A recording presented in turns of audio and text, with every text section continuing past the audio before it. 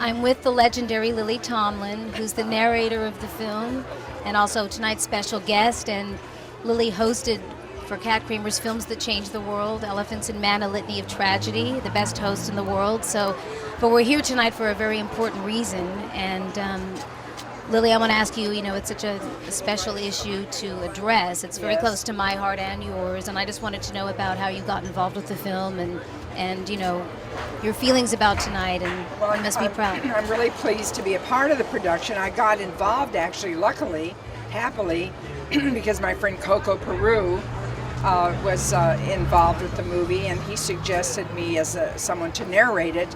So when the filmmakers approached me, I was delighted to be able to be a part of it, because it's such an unfortunate, sad, and critical issue, and has been going on for so long, really. But instead of diminishing with time, as you'd think people would become more educated or more sophisticated or more just conscious, it seems to have heightened the issue of bullying and the intensity of homophobia. And partly because I think there's so many ways now to bully and harass kids, with texting and the internet and so many other things that they can't even escape it when they go home. So I'm just proud and happy to be a part of it, because it's a kind of film that can be used in schools and churches and other kinds of support groups and venues to educate people and hopefully create empathy toward the issue and help people to, as the title of the film says, teach your children well, and maybe eradicate this kind of prejudice and intolerance. Well, I was bullied by the teachers and the students when I was young, so still have bullying. Now it exists everywhere, but I wondered if you were ever bullied. I was talking about this driving over here today, because if I were bullied, I would be the kind of kid that would be completely sort of unconscious of it. I don't know whether I was insensitive or just had the gift of gab or what, but I would talk my way out of anything. If people said they were going to beat me up or give me a hard time, I would usually entertain them out of it.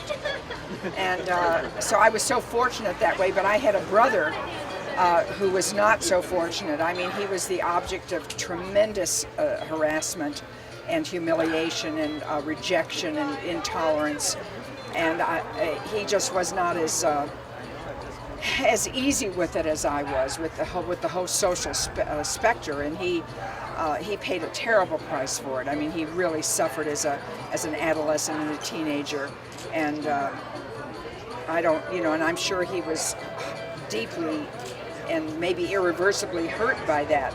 He's a grown man now, of course, but I'm sure he's suffered terribly over it, and I don't think you get over stuff like that. I think kids really live with that the rest of their lives, and it diminishes them and makes them less than they could be, and makes them insecure just being in the world.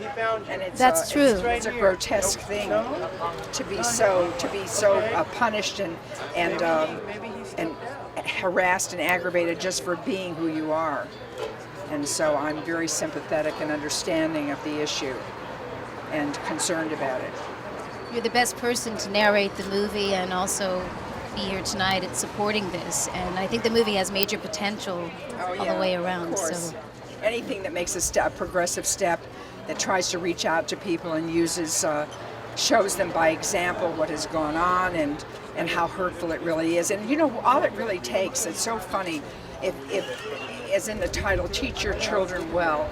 It's been proven statistically. I have a cousin who's very active in the field of psychology, and in fact teaches here in Long Beach at Cal State University Long Beach. And he was telling me in the car on the way over that statistically it's known that if even one student, one kid, or one person in a community steps forward and intervenes when people are bullying someone, it totally turns the tide, because most humans are fairly decent, and all they need is the permission or the courage they see someone else step forward, and they may not really want to participate, but kids will go along to get along.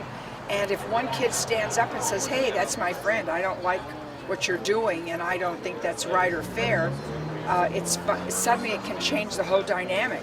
And a film like this can go a long way toward both educating parents and students and teachers, who I understand in many cases don't even respond to the issue when kids are being harassed and dominated and treated badly. That's right. It's like they're afraid to speak up. They become cowardly, because I experienced that, and so did all the kids, a lot of them that are coming tonight and also in the film. So you're right, that would turn the tide if somebody actually It's amazing how one little increment of leadership makes such a big difference.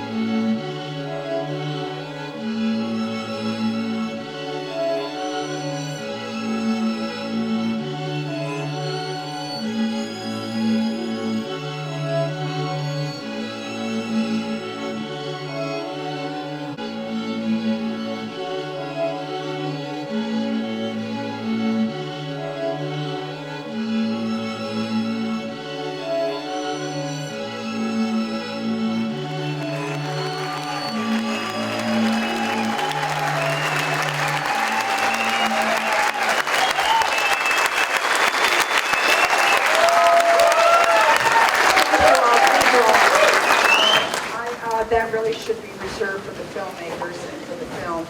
And I thank you so much, though, for welcoming me. And I'm delighted to see you all here tonight, and I'm especially proud to be here myself and to be a part of this production. Thank you, Gary. Everything that everyone's been saying, of course, is terribly important and true, and so essential to creating some kind of safe environment for all our LGBT young people. This film is really designed to be a tool for transformation that will carry the message to schools and PTA meetings and support groups and other venues, so that people who really need to see this film see it, and for concerned people who know about this message, they will be able to begin the change for some kind of real attitude in society, and to stop some of these terribly misguided beliefs that foster homophobia. This is kind of remarkable because, here we are in Long Beach with Hollywood so near and yet so far. And Hollywood, a city known for its lavish, big-budget productions. I must say that Teach Your Children Well, however, is not one of them. And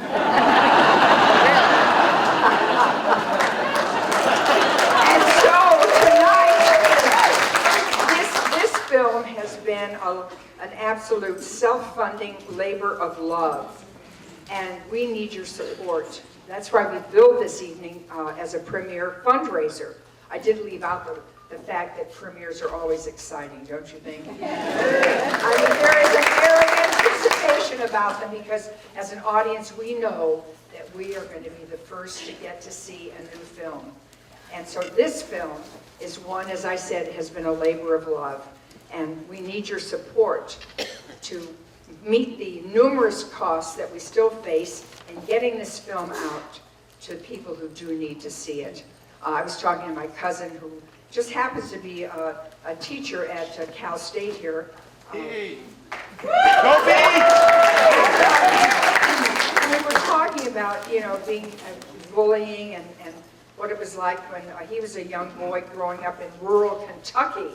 So you can imagine what he endured. And my own precious brother grew up in inner city Detroit, and he had no less severe suffering at the hands of bullies and people who completely wanted to intimidate him and discount him and make him feel completely negative about himself. And I must say, they do a pretty good job of it. But my cousin, as we were talking this evening on the way here, and he said, statistically they've shown that if one child steps forward and intervenes in the instance of bullying, that it will absolutely turn the dynamic. And that could be the one child that, you know, comes from a parent who has taught that child well, or seen this film, or a child who has seen this film. And that's why it's so important that I'm asking you to, if you're able and if you choose to, make some of you, many of you, most of you, perhaps all of you, make a generous contribution or a modest contribution, because believe me, every contribution is important. I don't care if it's $2, if it's $5, if it's $5,000. No one looks at contribution askance. So if you are up to it, if you have the resources, it would be most welcome. I hope some of you got some wonderful items at the silent auction. And I cannot thank you enough for being here tonight and for being a part of this event.